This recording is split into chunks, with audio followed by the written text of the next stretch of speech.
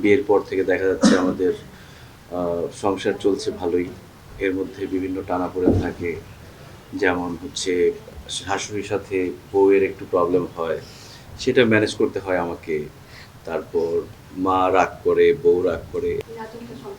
আজকের নাটকের নাম তো বললেনই, শূন্যের সংসার। নাটকের পরিচালক হচ্ছে সেলিম রেজা। সেলিমের সাথে এটা প্রথম কাজ। আশা করছি ভালো কিছু হবে। কালকে থেকে শুটিং করছি। একটি পারিবারিক গল্পের নাটক।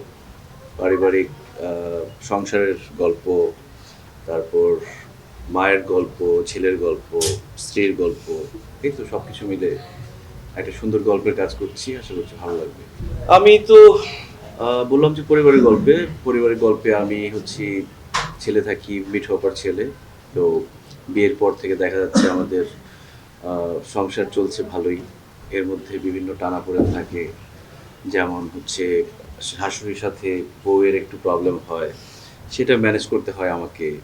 তারপর মা রাগ করে, বউ রাগ করে। এই সব কিছু মিলে এগুলো ম্যানেজ করতে, করতে একটা সময় ব্যাপারটা একটু সিরিয়াস দিকে চলে যায়। তো এভাবেই গল্প এগিয়ে যায়। বিনোদ ভাইয়া, আপনি সম্প্রতি একটা রেকর্ড ব্রেক করেছেন আমরা জানি, সেটা হচ্ছে আপনার একটা নাটক সেটাতে 54 মিলিয়ন ভিউ হয়েছে, যেটা আগে হচ্ছে অপূর্ব ভাইয়ার বড় ছেলের নাটকে সেই জিনিসটা ছিল। তো আপনি এখন সর্বোচ্চ ভিউ এখন আপনি ওই সর্বোচ্চ ভিউ অধিকারী, কেমন আসলে অনুভূতি? আমি ওটা জিজ্ঞেস করছি কিছুক্ষণ আগে ওকে। আসলে আমরা তো কষ্ট করে কাজ করি যাতে মানুষ দেখে, দর্শক দেখে। তো নাটক বেশি মানুষ দেখলে এটা ভালো লাগে। ভিউজ বেশি হলে ভালো লাগে। অনেকের হচ্ছে ভিউজ নিয়ে প্রবলেম। কিন্তু আবার তার নাটক যখন ভিউ হয় সেটা সে খুশি মনে শেয়ার করে। বাট যখন আমাদের নাটক ভিউ হয় তখন বলে যে আসলে ভিউই তো সব কিছু না, নাটকের মানদণ্ড না। বাট এটা অনেক অনেক খুশির ব্যাপার যে আমার নাটক এত মানুষ দেখেছে। আর সবথেকে বড় কথা হচ্ছে অপূর্ব ভাইয়ের নাটক, এটা বড় ছেলে, এটা অনেক সুন্দর একটা নাটক। আমি অপূর্ব ভাইয়ের অনেক বড় ফ্যান। আমার কাছে আসলে আমার কাছে মনে হয় যে অপূর্ব ভাইয়ের নাটকটাই আমার থেকে অনেক বেশি ভালো, অনেক বেশি সুন্দর। মোনালিসা ধামাকা offer. Monalisa heavy flow 15 piece প্যাকেটের সাথে 8 পিসের একটি প্যাকেট একদম ফ্রি। এই অফারটি চলছে আপনার নিকটস্থ দোকানে। শ্বশুরবাড়িতে আসলে করা হয়েছে কখন? শ্বশুরবাড়িতে তো ঈদ করা হয়েছে। ঈদের দিন যাওয়া হয়নি, বাট ঈদের পরের দিন বা তার পরের দিন প্রত্যেক ঈদে যেতে হয়।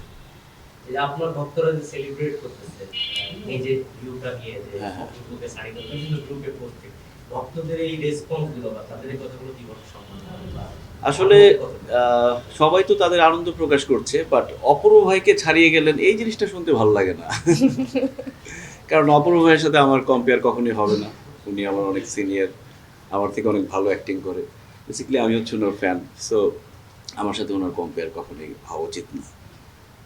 ঈদে এবার বাংলা সিনেমার জোয়ার হচ্ছে, ঈদের কোনো সিনেমা দেখা হচ্ছে কিনা? হ্যাঁ, ঈদের একটা সিনেমা দেখেছি আমি, বরবাদ। আমরা একসাথে দেখেছি।